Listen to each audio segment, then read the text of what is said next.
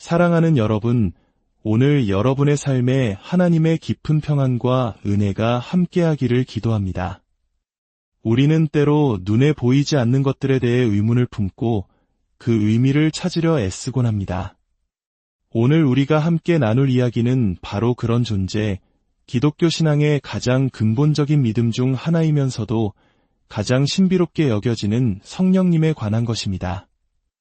이 말씀을 듣기 전에 만약 이 내용이 여러분의 마음에 울림을 준다면 촛불 하나가 다른 촛불에 불을 붙이듯 이 은혜를 주변에 나누어 주시길 부탁드립니다. 여러분의 구독과 좋아요는 이 따스한 빛을 더 널리 퍼뜨리는 데 큰 힘이 됩니다. 이 말씀을 듣는 모든 분들의 삶에 성령님의 인도하심이 가득하기를 소망합니다. 오늘 우리가 함께 묵상할 성경 말씀은 요한복음 14장 15절에서 26절까지입니다. 너희가 나를 사랑하면 나의 계명을 지키리라. 내가 아버지께 구하겠으니 그가 또 다른 보혜사를 너희에게 주사 영원토록 너희와 함께 있게 하리니 그는 진리의 영이라. 세상은 능히 그를 받지 못하나니 이는 그를 보지도 못하고 알지도 못함이라. 그러나 너희는 그를 아나니 그는 너희와 함께 거하심이요 또 너희 속에 계시겠음이라. 내가 너희를 고아와 같이 버려두지 아니하고 너희에게로 오리라.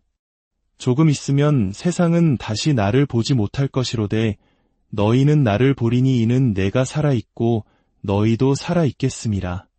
그날에는 내가 아버지 안에 너희가 내 안에 내가 너희 안에 있는 것을 너희가 알리라. 나의 계명을 지키는 자라야 나를 사랑하는 자니 나를 사랑하는 자는 내 아버지께 사랑을 받을 것이요 나도 그를 사랑하여 그에게 나를 나타내리라. 가룟신 아닌 유다가 이르되 주여 어찌하여 자기를 우리에게는 나타내시고 세상에는 아니하려 하시나이까. 예수께서 대답하여 이르시되 사람이 나를 사랑하면 내 말을 지키리니 내 아버지께서 그를 사랑하실 것이요 우리가 그에게 가서 거처를 그와 함께 하리라.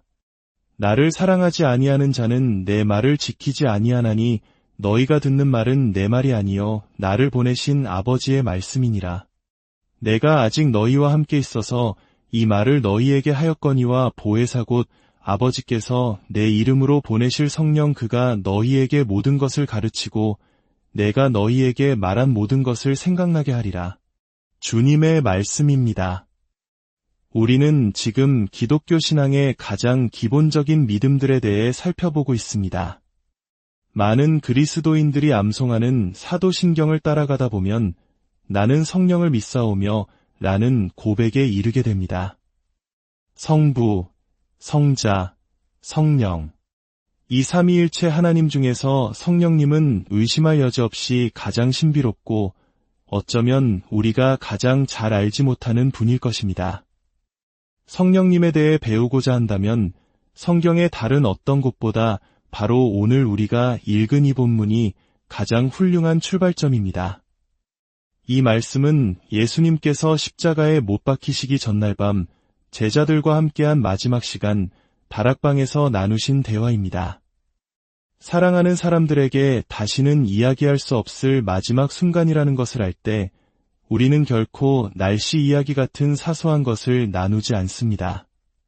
그들에게 가장 중요하고 나에게 가장 절실한 주제를 꺼내게 마련입니다. 예수님의 마지막 가르침이 성령님에 대한 이야기로 가득 차 있다는 사실은 이것이 우리 신앙에 얼마나 중요한지를 명백히 보여줍니다. 그렇다면 오늘 본문을 통해 성령님에 대해 무엇을 배울 수 있을까요? 세 가지 질문을 통해 살펴보겠습니다. 첫째, 성령님은 누구이신가? 둘째, 성령님은 무슨 일을 하시는가? 그리고 셋째, 성령님께서 주시는 것을 어떻게 받을 수 있는가? 첫 번째, 성령님은 누구이신가? 예수님은 우리에게 세 가지 단서를 주십니다. 첫째, 17절에서 예수님은 세상은 능히 그를 받지 못하나니 이는 그를 보지도 못하고 알지도 못함이라고 말씀하십니다. 여기서 성령님은 어떤 힘이나 모호한 에너지, 혹은 그것이 아닌 그라는 인격체로 지칭됩니다. 성령님은 인격을 가지신 분입니다. 둘째, 16절에서 예수님은 내가 아버지께 구하겠으니 그가 또 다른 보혜사를 너희에게 주사라고 말씀하십니다. 여기서 또 다른이라는 단어는 매우 중요합니다. 고대 그리스어에는 또 다른을 의미하는 두 개의 단어가 있었습니다. 하나는 전혀 다른 종류의 또 다른 것을 의미하고 다른 하나는 본질적으로 똑같은 종류의 또 다른 것을 의미합니다. 예수님은 여기서 두 번째 단어를 사용하셨습니다. 이는 예수님 자신이 하나님이심을 주장하셨던 것처럼 성령님 또한 자신과 그리고 성부 하나님과 동등하게 신적인 인격체, 무한히 거룩한 분이심을 말씀하시는 것입니다. 셋째 단서는 조금 더 깊이 들여다봐야 합니다. 18절에서 예수님은 내가 너희를 고아와 같이 버려두지 아니하고 너희에게로 오리라고 하십니다. 사실 예수님은 계속해서 제자들을 떠날 것이라고 말씀하셨습니다. 나는 너희를 떠나 아버지의 집으로 간다고 하셨죠. 그런데 한편으로는 내가 너희를 고아처럼 버려두지 않고 너희에게로 오겠다고 약속하십니다. 심지어 23절에서는 우리가 그에게 가서 거처를 그와 함께 하리라고 말씀하십니다.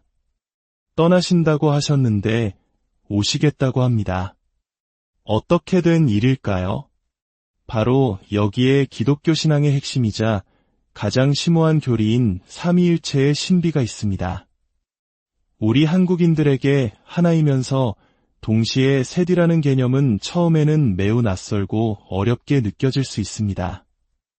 하지만 이 교리는 기독교 신앙의 눈부시게 찬란한 심장과도 같습니다. 성부, 성자, 성령은 세 분의 신이 아닙니다.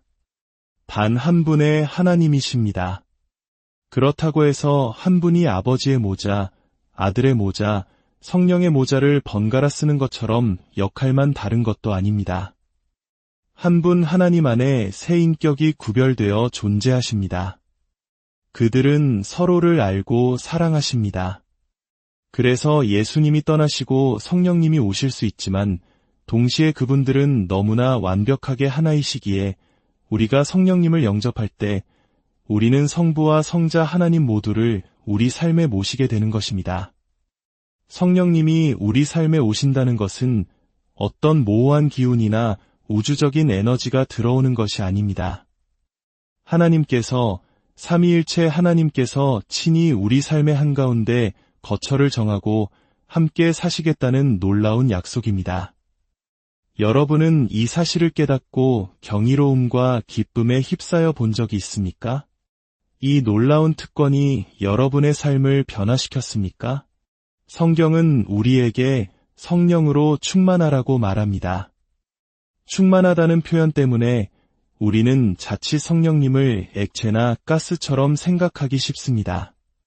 성령 1리터 대신 2리터를 채워주세요.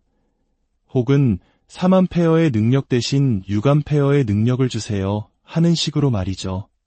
그러나 성령님이 인격체시라면 사람으로 충만해진다는 것은 무슨 의미일까요? 그것은 기술이나 방법의 문제가 아닙니다.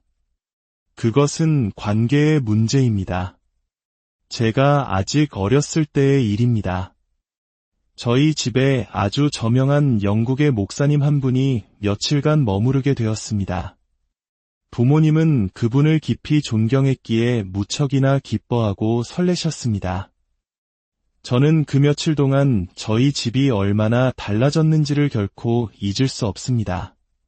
그분이 오시기로 한 날 아침에 눈을 떴을 때 저는 제 집을 알아보지 못할 뻔했습니다. 온 집안이 완벽하게 정돈되어 있었고 식탁에는 평생 먹어본 것 중에 가장 맛있는 음식들이 차려졌습니다. 하지만 변한 것은 그뿐만이 아니었습니다. 가족들 사이에 오가던 사소한 불평이나 다툼이 거짓말처럼 사라졌습니다. 모두가 서로를 존중하고 격려했으며 다음 식사 시간을 기대하며 들떠 있었습니다. 그 존경하는 손님 한 분이 우리와 함께 있다는 사실만으로 우리 집은 기쁨과 평화로 가득 찼습니다. 우리를 늘 괴롭히던 사소한 문제들은 더 이상 중요하지 않게 되었습니다. 여러분, 성령님과 함께하는 삶이 바로 이와 같습니다. 여러분의 삶 한가운데 거하시는 이 영광스러운 분을 의식하며 경이로움 속에 살아가고 있습니까? 우리가 존경하는 사람 앞에서는 결코 하지 않을 행동들이 있습니다. 그런데 우리는 우리 안에 그 누구보다 더 존경해야 할 분이 살고 계시다는 것을 잊고 살아갈 때가 많습니다. 이 사실을 깨닫는다면 우리의 삶은 근본적으로 변할 것입니다. 베드로는 우리가 신성한 성품에 참여하는 자가 되었다고 말합니다. 성령님이 우리 안에 오심으로 우리는 하나님의 생명 그 자체에 참여하게 된 것입니다. 이것이 무엇을 의미하는지 아십니까? 여러분 안에 있는 어떤 깊은 상처도 치유될 수 없지 않으며 어떤 깨어짐도 회복될 수 없지 않고 어떤 중독적인 습관도 끊어낼 수 없지 않다는 뜻입니다. 성령으로 충만하다는 것은 바로 우리 안에 누가 계신지, 우리가 무엇을 가졌는지를 깨닫고 그 경이로움 속에서 살아가는 것입니다. 두 번째, 성령님은 무슨 일을 하시는가? 성경은 성령님이 하시는 일에 대해 다채롭게 이야기하지만 오늘 본문은 두 가지를 특별히 강조합니다. 성령님은 진리의 영이시며 궁극적인 친구이십니다. 먼저 성령님은 진리의 영이십니다. 26절을 보면 예수님은 성령님께서 내가 너희에게 말한 모든 것을 생각나게 하리라고 약속하십니다. 1차적으로 이것은 사도들에게 주신 약속입니다. 성령님께서 사도들이 예수님의 가르침을 정확하게 기억하고 이해하여 신약 성경에 기록하도록 도우실 것이라는 의미입니다. 진리의 영이신 성령님은 성경을 탄생시키셨습니다. 하지만 이 약속은 사도들에게만 해당되는 것이 아닙니다. 성령님은 오늘날 우리 각자의 마음을 조명하여 진리를 깨닫게 하십니다. 저는 어릴 적부터 교회에 다녔고 성경에 대해 꽤 안다고 생각했습니다. 하지만 대학 시절에 인격적으로 그리스도를 만나고 진정한 믿음을 갖게 되었을 때 가장 놀라웠던 것은 제가 안다고 생각했던 성경이 완전히 새롭게 다가왔다는 것입니다. 누군가 제 마음의 스위치를 켜준 것 같았습니다. 이전에는 보지 못했던 빛과 깊이를 발견하게 되었습니다. 더 나아가 성령님은 진리를 머리로만 이해하게 하시는 것이 아니라 우리 마음이 하나님을 실제적으로 경험하게 하십니다. 21절은 나의 계명을 지키는 자라야 나를 사랑하는 자니 나도 그를 사랑하여 그에게 나를 나타내리라고 말합니다. 우리가 성령님의 도우심으로 성경 말씀을 읽고 그 말씀대로 살려고 했을 때 하나님은 우리 마음의 실제가 되십니다. 18세기 미국의 위대한 신학자 조나단 에드워즈는 그의 자서전에서 이렇게 고백했습니다. 나는 성경을 읽을 때 가장 큰 기쁨을 느꼈다. 모든 단어가 내 심장을 만지는 것 같았고 모든 문장에서 빛이 뿜어져 나오는 것 같았다. 나는 종종 한 문장에 담긴 놀라운 의미들을 보기 위해 오랫동안 그 문장에 머물곤 했다. 이것이 바로 진리의 영이 하시는 일의 첫 번째 측면입니다. 그리고 그는 또 이렇게 고백합니다. 한 번은 기도 중에 하나님의 아들의 영광을 보는 특별한 경험을 했다. 그분의 놀랍고 위대하며 순결하고 달콤한 은혜와 사랑을 보았다. 그리스도의 인격은 나의 모든 생각과 개념을 삼켜버릴 만큼 탁월하게 나타났다. 나는 1시간가량 눈물을 펑펑 쏟으며 소리내어 울었다. 에드워즈처럼 강렬하지는 않더라도 성령님을 모신 사람이라면 누구나 이런 경험이 무엇인지 조금은 알 것입니다. 진리가 머리를 깨우치고 하나님의 실제가 가슴을 뜨겁게 하는 경험 말입니다.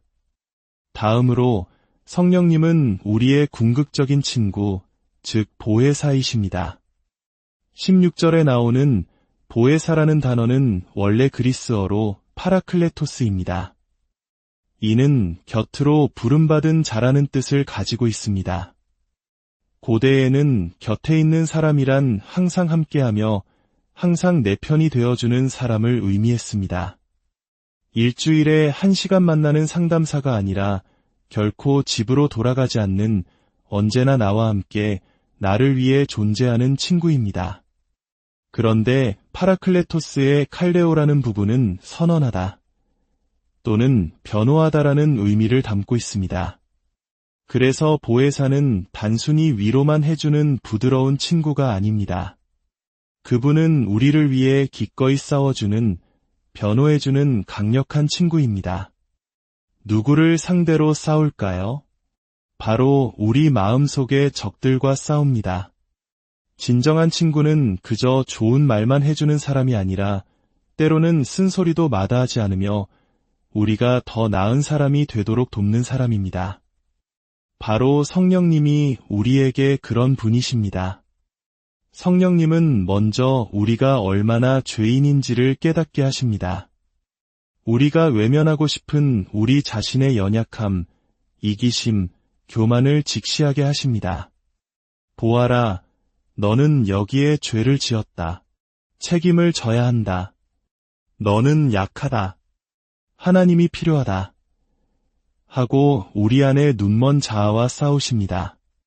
하지만 이상하게도 우리 마음은 우리가 죄인이라는 사실을 믿기 싫어하는 만큼이나 우리가 그리스도 안에서 얼마나 사랑받고 용납된 존재인지를 믿는 것도 어려워합니다. 그래서 성령님은 또 다른 싸움을 하십니다. 바로 우리가 하나님의 자녀라는 사실을 증언하시는 것입니다.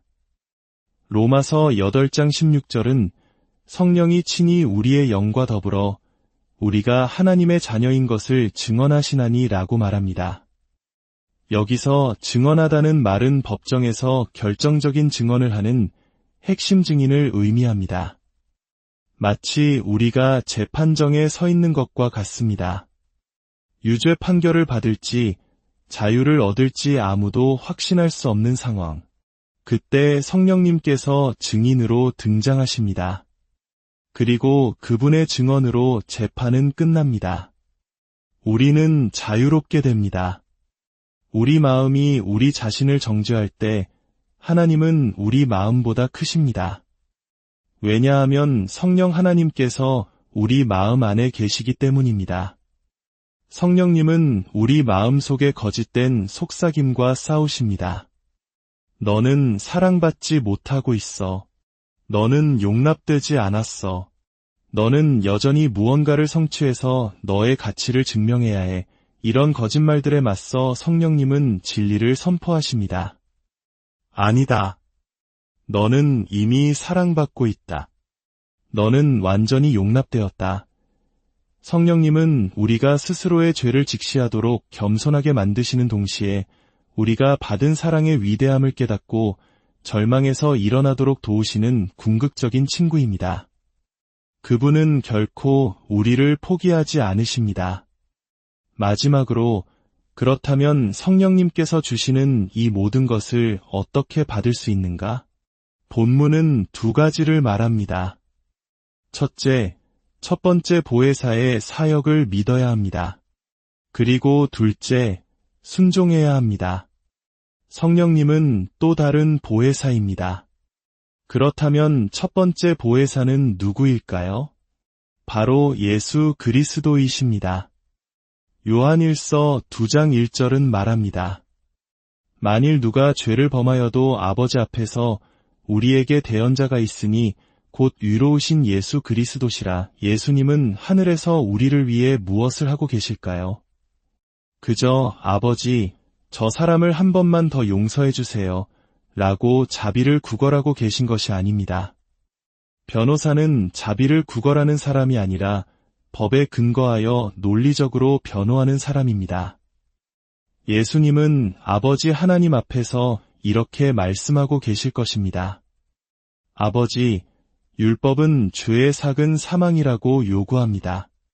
그 대가는 반드시 치러져야 합니다. 그리고 저는 십자가에서 그 값을 모두 치렀습니다. 제 피를 보십시오. 저기 아래에 있는 저 사람들은 죄를 지었습니다. 오늘도 죄를 짓습니다. 하지만 그들은 저를 믿었습니다. 그러므로 그들의 모든 죄값은 이미 지불되었습니다. 한 죄에 대해 두 번의 대가를 치르게 하는 것은 불의한 일입니다. 그러므로 저는 자비를 구하는 것이 아니라 정의를 요구합니다. 저들을 받아주시고 사랑해주시고 유롭다 하시는 것이 바로 아버지의 공의입니다. 여러분, 이 사실을 깨달을 때 하나님의 공의라는 저울이 더 이상 우리에게 불리하게 기울어져 있는 것이 아니라 우리를 위해 완벽하게 기울어져 있음을 알게 됩니다. 하나님의 정의가 우리를 영원히 사랑할 것을 요구하고 있습니다. 이것이 바로 첫 번째 보혜사이신 예수님의 사역입니다. 지금 이 이야기가 여러분의 마음에 조금이라도 감동을 주었다면 그것은 두 번째 보혜사이신 성령님께서 여러분의 마음속에서 이 진리를 증언하고 계시기 때문입니다. 첫 번째 보혜사의 사역을 믿을 때 두 번째 보혜사께서 우리 삶에서 그분의 일을 시작하십니다. 그리고 마지막으로 우리는 순종해야 합니다. 본문은 계속해서 나를 사랑하면 내 계명을 지키리라고 반복합니다. 왜 순종이 중요할까요? 하나님의 본성을 보십시오. 성부 하나님은 가장 소중한 아들을 내어주셨습니다. 성자 예수님은 자신의 영광을 버리고 십자가를 지셨습니다. 성령님은 자신을 드러내지 않고 오직 예수님을 가리키고 그분을 영화롭게 하십니다. 삼위일체 하나님의 관계 속에서 우리는 완벽한 자기 비움과 희생적인 사랑의 영광을 봅니다. 이제 우리 자신을 돌아봅시다. 우리가 성령님의 임재를 삶 속에서 경험하고 싶다면 우리도 자기중심적인 삶을 멈추어야 합니다. 끊임없는 자기 주장, 자기 연민, 자기 만족을 내려놓고 순종해야 합니다. 하나님을 섬기고 이웃을 섬기는 삶을 선택해야 합니다. 그럴 때 이 궁극적인 친구이신 성령님의 사역이 우리의 삶을 홍수처럼 채우는 것을 발견하게 될 것입니다. 그리고 우리는 이 세상 그 어떤 친구도 줄 수 없는 놀라운 영광과 기쁨을 알게 될 것입니다. 아버지 하나님, 십자가에서 이루신 예수 그리스도의 사역에 대한 믿음과 우리 자신을 내려놓고 주님께 순종함을 통해 우리 삶의 궁극적인 친구이신 성령님을 모실 수 있음을 감사드립니다. 우리 각 사람이 그리고 우리 교회가 성령으로 충만한 공동체가 되게 하여 주옵소서. 우리에게 말씀으로 찾아오신 성령님께 감사드리며 이 모든 기도 우리 주 예수 그리스도의